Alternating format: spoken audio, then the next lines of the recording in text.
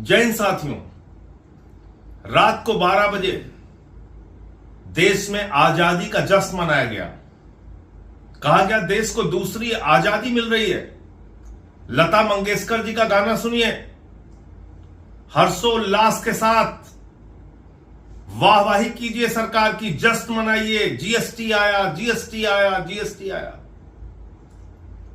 इसी उत्साह के साथ भारत की सरकार ने और देश के प्रधानमंत्री ने जीएसटी देश के ऊपर लागू की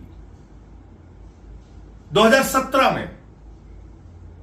और जब ये जीएसटी लागू की गई तो इतना बखान किया गया जीएसटी का, जैसे मालूम पड़ रहा था अर्थव्यवस्था में बहुत बड़ी क्रांति आने वाली है देश के अंदर। हम लोग चिल्ला रहे थे, कह रहे थे कि ये गलत हो रहा है। नहीं सुनी गई बात। मिडिल क्लास की कमर तोड़ दी गई, आम आदमी की कमर तोड़ दी गई। लाखों करोड़ रुपए टैक्स का बोझ इस देश की जनता के ऊपर लादा गया, जानबूझ के लादा गया। और तब बताया गया जश्न मनाइए, खुश हो जाइए कि आपका टैक्स बढ़ाया जा रहा है। यह हुआ इस देश के अंदर। और जीएसटी के नियमों में एक दो बार नहीं, सैकड़ों बार बदलाव करने पड़े। इसके अलावा डीजल के नाम पे, पेट्रोल के नाम पे लाखों करोड़ का टैक्स लिया गया। और आज प्रधानमंत्री जी को 8 साल के बाद नींद से जागकर यह बताना पड़ रहा है कि नहीं, अब हम फिर एक क्रांतिकारी परिवर्तन लेके आए हैं। देखिए, हमने जीएसटी कम कर दिया। तो बढ़ाया क्यों था? 8 सालों तक इस देश की जनता को लूटा क्यों था?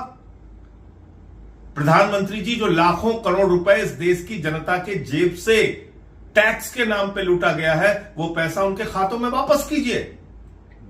आपने अपने मित्रों, अपने दोस्तों को तो लाखों करोड़पति बना दिया, उनको रेल दे दिया, सेल दे दिया, बिजली दे दिया, पानी दे दिया, सड़क दे दिया, एयरपोर्ट दे दिया, पोर्ट दे दिया, सब कुछ दे दिया। इस देश की जनता को क्या दिया? उससे टैक्स के नाम पे अवैध वसूली की। तो इसलिए अब ये बखान मत कीजिए कि आप कोई बड़ा क्रांतिकारी परिवर्तन देश के अंदर लाने जा रहे हैं, टैक्स घटाने जा रहे हैं, जीएसटी घटाने जा रहे हैं। आपका कोई भरोसा नहीं है कब आप क्या करेंगे, क्योंकि आपने देश की जनता का भरोसा खो दिया है। हर काम को बढ़ा चढ़ा के प्रस्तुत करते हैं और नतीजा बिल्कुल जीरो निकलता है। अब आप स्वदेशी पे ज्ञान दे रहे हैं देश के लोगों को।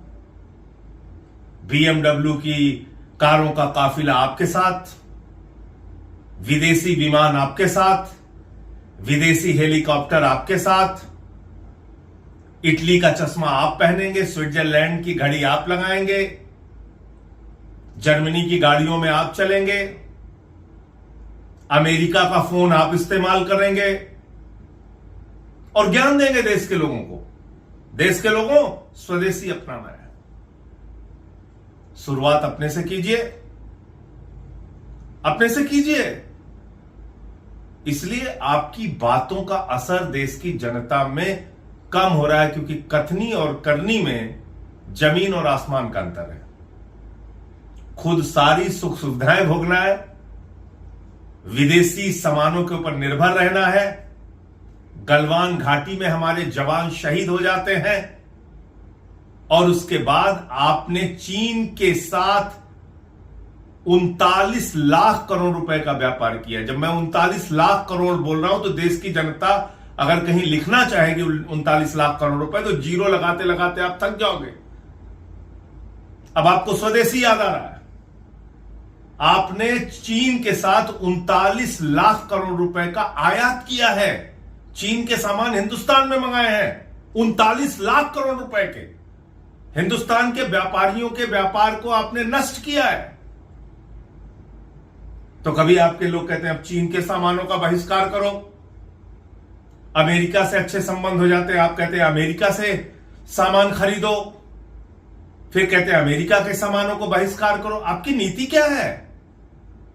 किस ओर देश को लेके जाना चाहते हैं आप?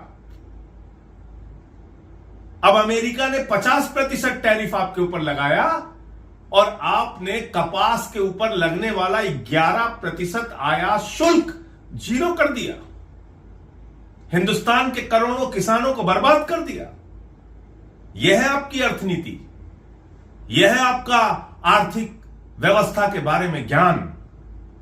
इसलिए प्रधानमंत्री जी, कृपा करके अब ये खोखली बातें और खोखले वादे करना बंद कीजिए और इस देश की जनता से 8 सालों में जो आपने टैक्स के नाम पर आपकी सरकार ने लूट किया है, वो पैसा जनता को वापस कीजिए। तभी इस देश का आम आदमी मजबूत हो सकता है। जय हिंद।